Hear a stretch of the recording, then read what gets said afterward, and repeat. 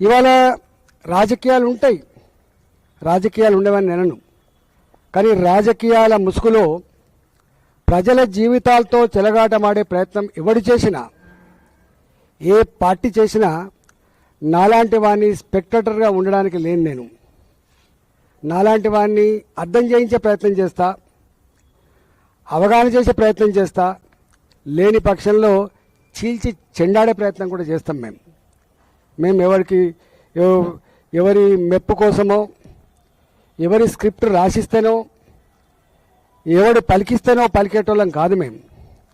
మేము స్వయం ప్రకాశకులం.